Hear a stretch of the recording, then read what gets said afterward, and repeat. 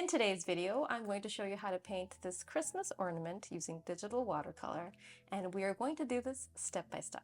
If you're interested, please keep on watching. Hello and welcome to Color with Kendi. In today's video, as I mentioned, we're going to paint this step by step. This is the edited version of the process, the shortened version. If you do prefer real-time tutorials, I have real-time tutorials available on Patreon, so be sure to check that out. As for the supplies that I'm using today, I have them all listed in the pinned comment and the description. Let's begin. So the first step of the process is to open up the paper canvas that I'm going to use.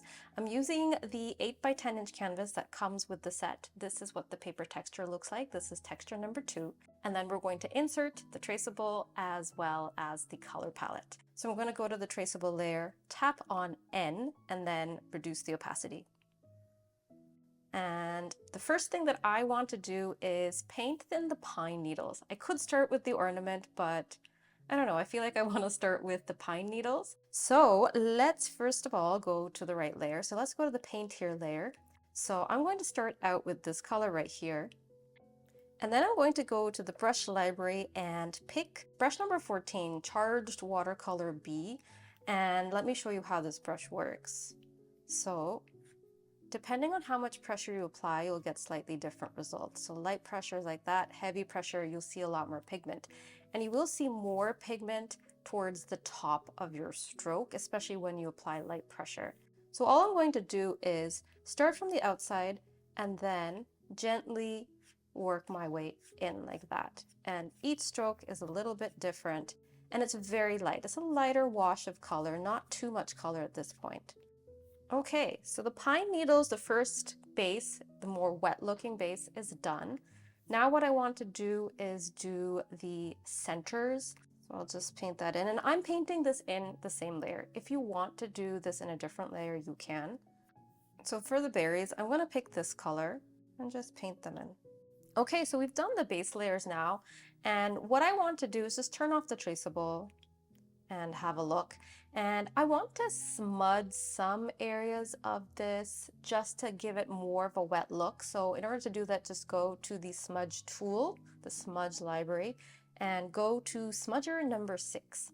And I'm gonna go in with size 5, and then I'm just gonna gently smudge out some of the outer edges of the berries.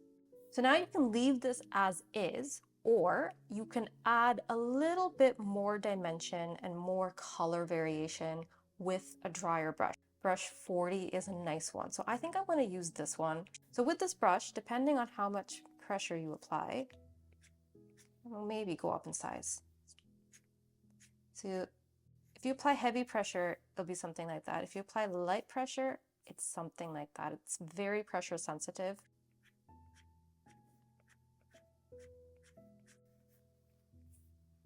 And I'm going to do the same for the brown area as well. I'm just going to select that brown color and then go a little bit darker. Okay, so now what I want to do is go into the layers panel, tap on plus, and let's paint in this loop. I'm just going to go in with brush 37, which is basic detail A. So depending on how much pressure you apply, you can create that sort of a look, and I like that for the loop. So I'm going to go and grab this color here, test it out. I like that color. And yeah, just create the loop. Okay, so now we can start painting in the ornament. So I'm going to go to layers panel, tap on plus, and create the ornament. Use brush number 8. So what I'm going to do is I'm just going to paint this in. And I'm using size 30. And I'm going to try to avoid too much overlap, because every single time I overlap, I'm going to get that sort of overlap because watercolor is transparent. So try to avoid too much overlap. If you need to lift your pencil, just go really close to where you had painted already. So I'm just going to go in and do that. I'll come up and do that area later. Okay, so we do have some overlap. It's no big deal. Just go to the smudger and gently smudge it out. So as you can see, we have some nice color variation. Let's add more. And we can do this in another layer. So tap on plus and make this layer a clipping mask. And we have lots of different options for the clipping mask layer. I usually like to start out with pigment bleed overlay that has a nice bleed into your painting. So it's like you drop some pigment and it's bleeding outwards like that.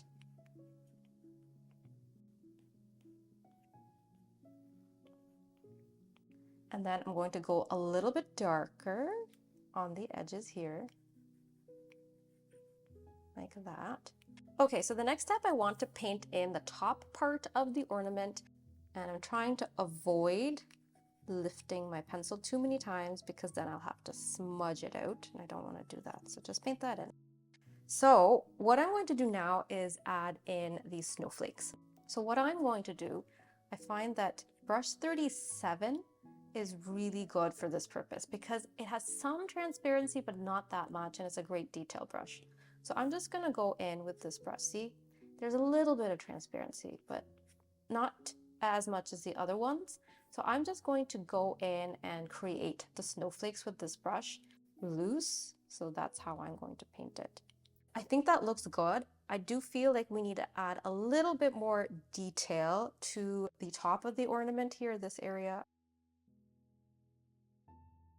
And then with this brush, I can add just a little hint of texture in certain areas, close to where that shine was, but just into the colored area like that.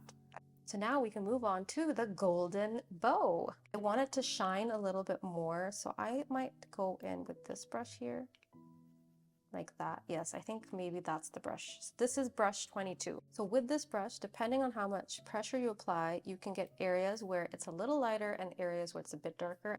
And you can lift your pencil several times and just lay down the color. Okay. Now the next step, I'm going to bring back that traceable, and then I want to paint in this portion here, the portion that's in shadow. So I'm going to tap on plus and do it in a different layer. Go in with a slightly smaller brush size and paint that in.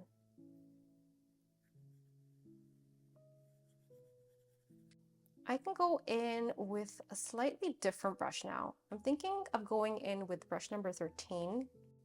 Okay, so I'm just gonna add some more pigment like that. Okay, now I'm going to smudge that out with smudger number 6 and size 5, just gently. Yes, I like that. So now I want to add a few lines to give it more contrast.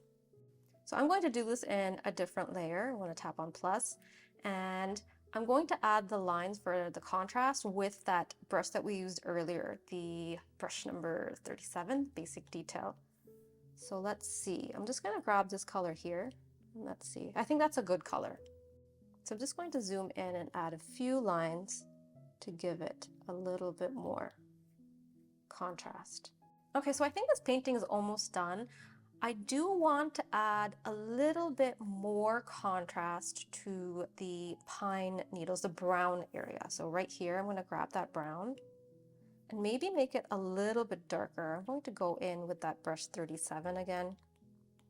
And let's see, add a few lines that are a bit darker just to give it a little bit more visual interest. You see it pops a bit more. Whenever you feel like a part of your painting isn't popping, just add a few darker lines.